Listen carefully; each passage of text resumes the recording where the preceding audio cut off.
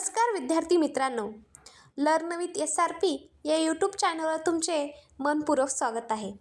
मागील काही व्हिडिओमध्ये आपण वर्गमूळ अतिशय सोप्या ट्रिकने शिकलो आहोत. तर आज आपण या व्हिडिओमध्ये घन आणि घनमूळ अशा साध्या आणि सोप्या ट्रिकने शिकणार आहोत. घनमूळ हा विषय ऐकला की अनेक विद्यार्थ्यांना भीती वाटते. मोठ्या संख्या पाहिल्या की अनेक जण घाबरतात. पण आजचा व्हिडिओ पूर्ण झाल्यानंतर तुम्ही या संख्येचे घनमूळ काही सेकंदात काढू शकाल. या ट्रिकसाठी तुम्हाला मोठी गणित करायची गरज नाही. फक्त नियम लक्षात ठेवायचे आणि 1 ते 10 पर्यंतचे घनपाठ असले की काम संपलं.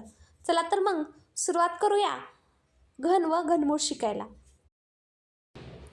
चला तर मग सुरुवात करूया आपण घन कशाला म्हणतात. बघा, एखाद्या संख्येचा 3 वेळा गुणाकार केल्यास जी संख्या मिळते त्याला आपण काय म्हणतो? घन म्हणतो. म्हणजे एखाद्या संख्येचा गुणाकार किती वेळा करायचा? 3 वेळा गुणाकार करायचा. उदाहरणार्थ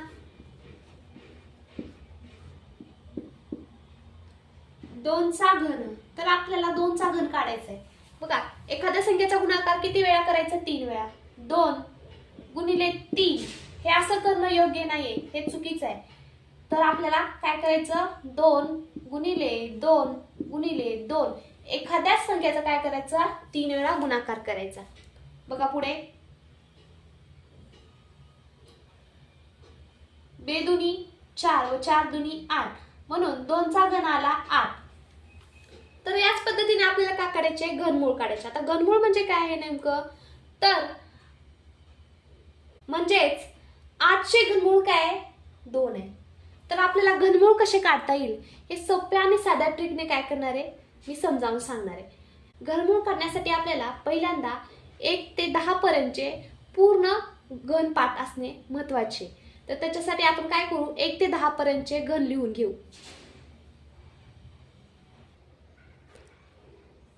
आता आपण इथे लिहून घेतले 1 ते 10 पर्यंतचे घन. 1 चा घन 1, 2 चा घन 8, 3 चा घन 27, 4 चा घन 64, 5 चा घन 125, 6 चा घन 216, 7 चा घन 343, 8 चा घन 512, 9 चा घन 729 आणि 10 चा घन 1000. अशा प्रकारे काय केलो आपण? 1 ते 10 पर्यंतचे सर्व घन काय करलो?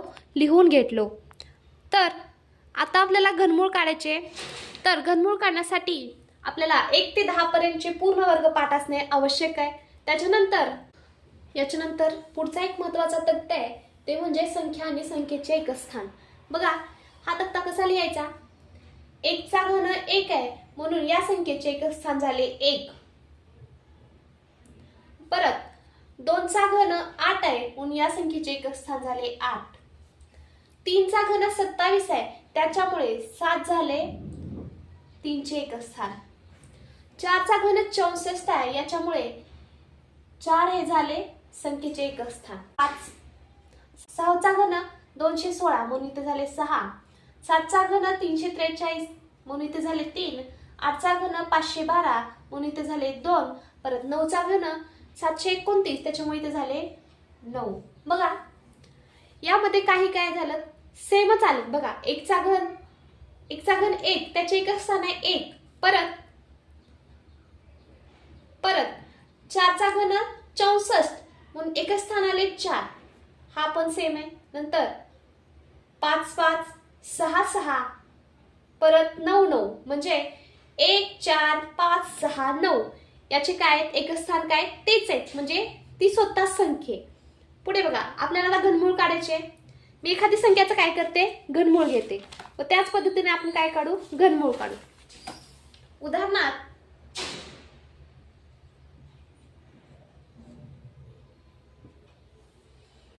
आपण आता पहिलं उदाहरण घेऊ. उदाहरणार्थ क्यूब रूट 85,184. या संख्येचं काय करायचं? आपल्याला घनमूळ काढायचंय. दिसायला संख्या खूप मोठी दिसते, पण थोडंसं लॉजिक वापरलं की या संख्येचं घनमूळ अगदी साध्या आणि सोप्या पद्धतीने निघून जातं. यासाठी आपल्याला घनपाठ करायची गरज नाही. पहिल्यांदा काय करायचं? आपल्याला अंक सोडायचे 1 2 3 त्याच्यामध्ये उभी रेष मारून घ्यायची. परत काय करायचा? लास्टचा जो अंक आहे म्हणजे या संख्येचे एकस्थान काय आहे? 4 आहे. बघा, संख्या पाहायच्या 4 हे कोणाच्या एकच स्थानी आहे तर स्वतः 4च्या एकच स्थानी आहे, म्हणून इथं लिहून घ्यायचं 4.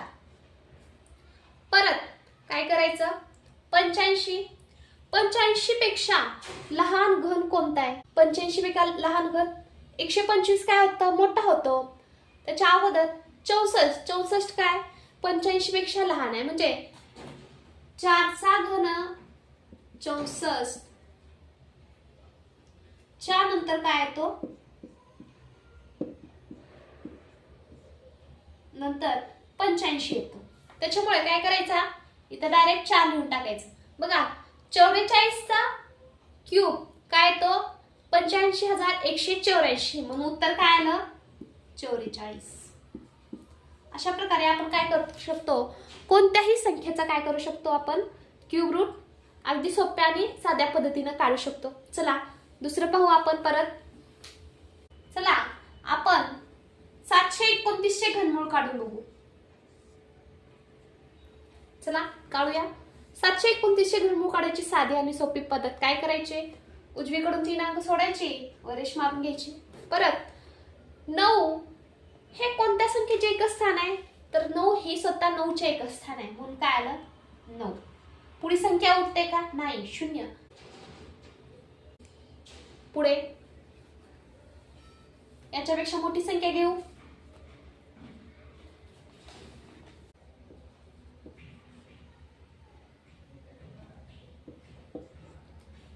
पहिली स्टेप आपली लक्षात ठेवायची. पहिली स्टेप 1 2 3 उजवीकडून 3 अक्षरे सोडून काय करायची? रेष मारून घ्यायची.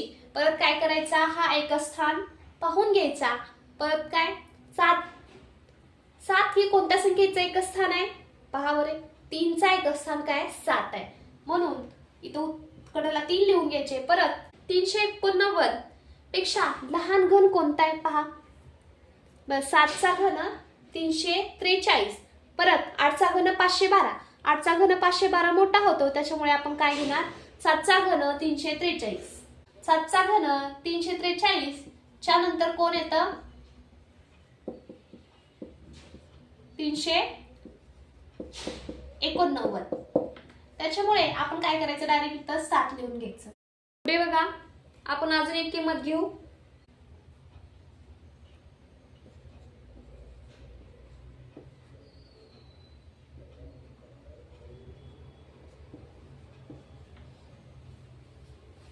8,04,357 या संख्येचे आपल्याला काय करायचे?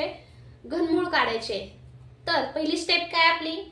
1 2 3 उजवीकडून 3 अंक सोडायचे, उभी रेष मारून घ्यायची व एकच स्थान संख्येचा काय करायचा? एकच स्थान पाहायचा. बघा 7 हा कोणाच्या एकच स्थानी? तर 3च्या एकच स्थानी काय?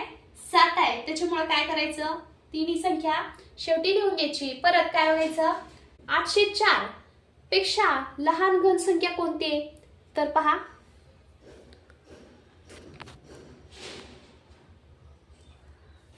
9 चा घन 729 व 10 चा घन 1000 आहे, त्याच्यामुळे आपल्याला काय येणार? 9 चा घन 729 च्या नंतर येते. च्या नंतर येणे म्हणजे काय? त्याच्यापेक्षा काय लहान आहे, त्याच्यामुळे डायरेक्ट इथं काय लिहून टाकायचं? 9. साध्या आणि सोप्या पद्धतीने घनमूळ पाठ न करता आपण हे काय करू शकतो? काढू शकतो. व्हिडिओ जर आवडला असेल तर लाईक करा व आमच्या चॅनलला सबस्क्राईब करा. पुन्हा अशा एक भेटूया भन्नाट ट्रिक मध्ये.